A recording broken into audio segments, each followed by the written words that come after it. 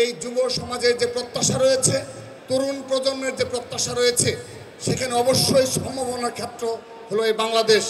কিন্তু একই সাথে সম্ভাবনা থেকেও আমরা বিগত সময়ে যে সময়গুলো অতিবাহিত করেছি, সেখানে সংকটটি বেশি আমি মনে করছি। সেজন্যে সম্ভাবনা ও সংকট উভয় দিকেই আমাদের দৃষ্টিপাত করতে হবে। আমি প্রথমেই এই চলমান সময়ে প্রায় 20 বছরে অতিবাহিত সময়ে যে বাস্তবতা রয়েছে বাংলাদেশে, বিশেষ করে বিভিন্ন শিক্ষা প্রতিষ্ঠানে এই বাস্তবতা রয়েছে এবং তৃণমূল প্রত্যন্ত অঞ্চলে এই বাস্তবতা আরও অনেক বেশি রয়েছে। সেটি হলো মাদক সমস্যা। আমরা মাদকমুক্ত ক্যাম্পাস, মাদকমুক্ত তথা মাদকমুক্ত বাংলাদেশ বিনির্মাণের জন্য সভা সেমিনার দেখেছি, কিন্তু কার্যকর পদক্ষেপ গ্রহণ আজ অবধি হয়নি। আজ অবধি এই মাদক কারবারির সাথে যারা জড়িত তাদেরকে আইনের আওতায় নিয়ে আসা যায়নি, কারণ এই দেশে কোনো আইন কার্যকরভাবে পালিত হয়নি।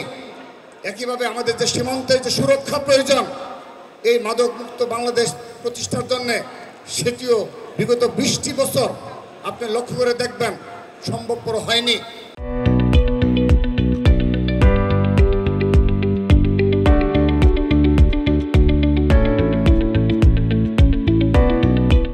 যদি আগামীতে আমরা সত্যিকার অর্থে একটি সাম্য, মানবিক এবং ছাত্র জনতা প্রত্যাশার বাংলাদেশ বিনির্মাণ করতে চাই, অবশ্যই সর্বাগ্রে মাদকমুক্ত বাংলাদেশ বিনির্মাণ করতে হবে আমাদের। তার কোনো বিকল্প নেই।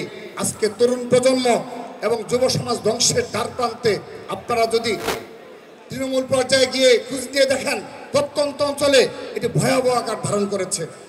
সেই সাথে আমরা হয়তোবা এই মাদকমুক্ত বাংলাদেশ বিনির্মাণে আমরা বিগত সময় দেখেছি, আগামীতে হয়তোবা দেখব শুধুমাত্র রাজু ভাস্কর্যে আমরা একটি প্রতিবাদ সমাবেশ করতে পারি, একটি বড় ধরনের ঘটনা ঘটলে প্রতিবাদ সমাবেশ করতে পারি রাজু ভাস্কর্যে, প্রেস ক্লাবের সামনে মানববন্ধন, সভা সেমিনার।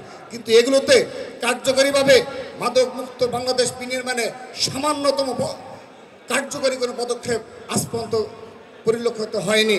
আজকে তরুণ প্রজন্ম এবং যুব সমাজে আরেকটি অবক্ষয় ঘটেছে হলো অনলাইন জুয়ার মাধ্যমে।